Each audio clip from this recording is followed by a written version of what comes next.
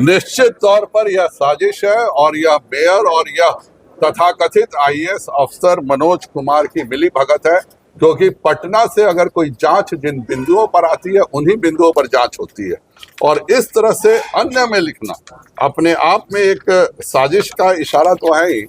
और साथ में इस आईएएस को किसने बनाया मुझको ये भी जानना है। मैं निश्चित तौर पर इसके आदमी के खिलाफ चीफ सेक्रेटरी को, भारत सरकार के डीओपीटी को और महामहिम राष्ट्रपति महोदया को लिखूंगा। आईएएस लोग का एक मिड टर्म कैरियर प्रोग्राम होता है जिसको एमटीसीपी कहते हैं लाल बहादुर शास्त्री एकेडमी में, परंतु इस अफसर को उस मिड टर्म कैरियर प्रोग्राम में नहीं जाना चाहिए। लाल बहादुर शास्त्री एकेडमी में निश्चित तौर पर वहां के चपरासियों के लिए भी ट्रेनिंग का प्रोग्राम होता होगा। इस अफसर को जाके पहले एलवी एकेडमी में चपरासी के साथ बैठकर ट्रेनिंग देना चाहिए, क्योंकि जिस व्यक्ति को ये पता नहीं है कि पेट्रोल और डीजल जीएसटी में आता है कि नहीं, वह कितना बड़ा घोटाला और इसी तरह से किसी मेयर के साथ मिलकर पैसा वसूली का धंधा करता होगा। क्योंकि शिकायत पूरा पाथेय कंपनी पर है। पाथेय कंपनी सारा कुछ ठीक हो गया, एकदम एक भी आरोप पाथेय पर नहीं है इन दोनों के मर्जी से।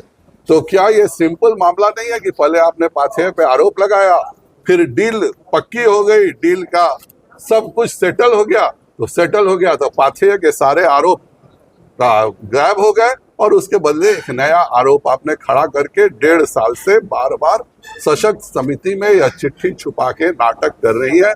यह निश्चित तौर पर यह अफसर और बेतिया मेयर के भ्रष्टाचार के चरम का उदाहरण है। एक चीज और है, जब पाथेय कंपनी थी उस समय नगर आयुक्त शंभू कुमार थे, तो उनके क्या वो सब जो भी हो, अगर यह कंपनी कहती है, अगर जांच का जो मनोज कुमार कहता है कि सारा आरोप गलत है, तो इसका मतलब है कि यह सभी के साथ मिली भगत से ही ना कर रहा है। आप ही पहले लिखती है जांच करो, एक बार पूछती भी नहीं है कि हम 8 को जांच लिखे थे तो 9वां जांच तुमने क्यों किया। ये भी नहीं पूछती है कि भाई पेट्रोल डीजल में वो लोग बड़े व्यवसायी हैं, वो कोई साधारण सड़क छाप आदमी नहीं है कि हम कहें कि उनको नहीं मालूम होगा कि पेट्रोल डीजल में जीएसटी नहीं है। ये सब मिल करके एक साजिश करके मुझको बदनाम करने की साजिश है। जिसने भी मेरे पर आरोप लगाए हैं उन सब को मैं ये भेज रहा हूँ व्हाट्सएप से। अफवाक को भी अहमद जी, जैसा कि रोहित शिकारिया परसों मेरे घर पे बताएं, वो खुद अब मेरे घर पर कहे कि हमसे मिलना चाहते हैं। मैंने कहा मेरे घर पे किसी दुश्मन के लिए रोक नहीं है, जो चाहे उसका स्वागत है, वो आए। और बार बार मेरे को कागज दिखाना यही चाह रहे थे कि भाई 15 गाड़ी आईएएस हम कहे जो भी हो, जिसने भ्रष्टाचार किया है रखो। और जब मीटिंग में बात रखी गई तो एक कहावत है कि खोदा पहाड़ निकला चूहिया, चूहिया भी नहीं निकला। सारा का सारा झूठ का केस बनाया गया था। मनोज कुमार को मैं हर हालत में घसीटूंगा और इसके खिलाफ भी मैं मुकदमा करवाऊंगा और इसको इसके आईएएस ये कैसे बना और जरूर ये प्रमोट ही होगा। मुझको नहीं लगता है कि कोई आईएएस अफसर इस तरह का बेवकूफी कर सकता है, या फिर पैसा इतना ज्यादा मिल गया इसको घूस में कि घूस से इसकी आंखें बंद हो गई और जो चाहा वो लिखती है, प्रचार किया। केवल ये एक लेटर के आलोक में 5 बार सशक्त समिति लिखती है कि पंप पर भ्रष्टाचार हुआ। ये पूरा क्या है ये भी पढ़ लीजिए, जो उसने विजिट रिपोर्ट है। गरिमा देवी सिकारिया, महापौर नगर निगम बेतिया द्वारा प्राप्त पत्रांक NM 022-23-15, इसकी मैं कॉपी आप सबको बांट भी रहा हूं, के जांच के संबंध में महापौर नगर निगम बेतिया द्वारा निम्नलिखित 8 बिंदुओं पर प्रश्न उठाए गए। जांचोपरांत बिंदुवार उत्पन्न निम्न है।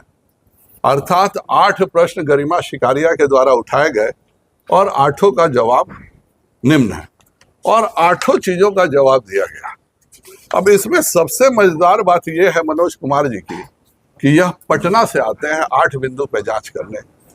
8 बिंदु पर वह जांच करते हैं और उसके बाद क्या करते हैं, अन्य, यह अन्य में विषय लेते हैं।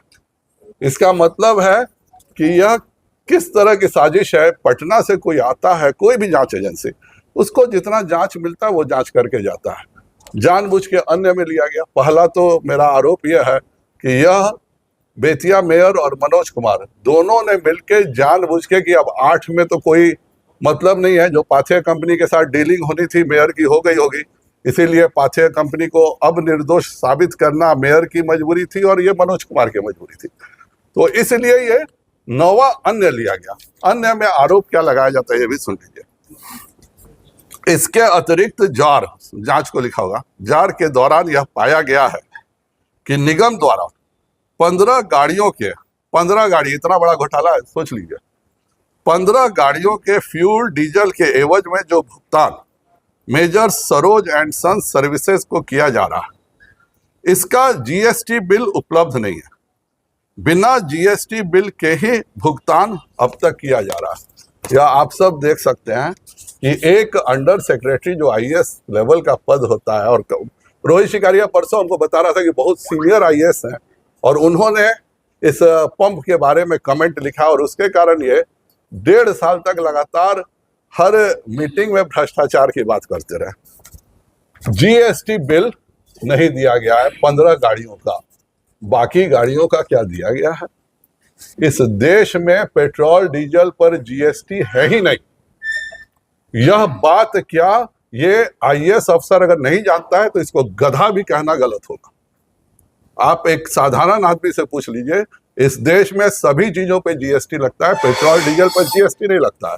और ये जो भी हो, मनोज कुमार अवर सचिव आईएएस हो, चाहे प्रमोटिंग हो, चाहे जैसे भी हो, रोहित शिकारिया परसों आया था तो वही बता रहा था कि बहुत सीनियर आईएएस अफसर हैं और उनके शिकायत पर हमने 5 बार सशक्त समिति में ये लिखा है कि पेट्रोल पंप पे भ्रष्टाचार है। इस मनोज कुमार तथा कथित रोहित शिकारिया जो परसों बताया आईएएस के हिसाब से, आईएएस को गधा कहना भी गलत होगा क्योंकि इससे गधे की समाज की बेइज्जती होती है। इस देश में लगातार इसकी चर्चा है कि डीजल और पेट्रोल को जीएसटी में लाया जाए। हर आदमी जानता है कि डीजल और पेट्रोल इस देश में जीएसटी के दायरे में नहीं है। और तब 8 विषय जो गरिमा जी ने कहा था, उसके अलावा इसको 9वां विषय अन्य में जोड़ना। अन्य में कोई कहानी नहीं मिला तो यह बताना कि 15 ठो गाड़ी का डीजल का जीएसटी बिल नहीं है और जीएसटी बिल नहीं है, यह गलत हो रहा है। और इसको लेकर के इतना बड़ा इल्जाम मेरे ऊपर लगाना, जबकि मेरा यह पेट्रोल पंप भी नहीं और जिसका भी पंप है उसको बारे में भी इन लोगों को पता नहीं है।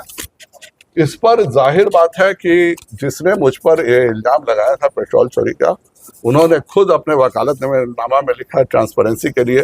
रोहित शिकारिया ने बोला कि ये अफाक अहमद ने ये सब कागज दिया है, तो मैं अपने सारे सबूत अफाक अहमद को दे रहा हूँ। मुझको विश्वास है कि मेरा कागज भी वो आगे देंगे और मैं अभी भी कह रहा हूँ कि मेरे से वह माफी मांग ले, नहीं तो मैं 132 करोड़ 24 लाख का मानहानि का मुकदमा भी करूंगा। मैंने उन पर पहले ही क्रिमिनल केस किया है और मुझको पूरा विश्वास है कि जो ये पेट्रोल पंप की जो मालकिन है, क्योंकि आज तक इन लोगों को पता भी नहीं है कौन है, वह निश्चित तौर पर सशक्त स्थायी समिति पर 100 करोड़ के मानहानि का भी मुकदमा करेंगे, क्योंकि यह कहना कि डीजल पर आपने जीएसटी क्यों नहीं जमा किया और 15 गाड़ी पर, यह सरासर बताता है। और परसों आके रोहित शिकारिया 1 घंटा तक मुझको ब्लैकमेल किया है कि यह कागज रखा जाएगा तो बहुत बड़ा बवाल होगा। मैंने कहा मुझे कोई मतलब नहीं है, तुम कागज रखो, अगर पेट्रोल पंप ने गलत किया है तो उस पर सजा होनी चाहिए। और कुल मिला के परसों की बैठक में यही कागज है, आप सबको मैं दे रहा हूं। मैं हर जगह पे पोस्ट भी कर रहा हूं और मैं जो इन्होंने कहा कि अफाक अहमद ने 5 बार के मीटिंग का कागज दिया है, तो मैं अफाक जी को भी बाकायदा अभी व्हाट्सएप कर रहा हूं कि वो जिससे चाहे जांच करा लें और अगर उनके दोनों आरोप गलत हैं तो वह माफी मांगे, नहीं तो क्रिमिनल केस तो मैंने किया ही है, मैं मानहानि का भी मुकदमा करूंगा। हाँ जी, रुकिए, जाने से पहले मेरे चैनल को लाइक करें, सब्सक्राइब करें और बेल आइकन जरूर दबाएं ताकि कोई भी मेरा न्यूज़ सबसे पहले आप तक पहुंचता रहे। धन्यवाद।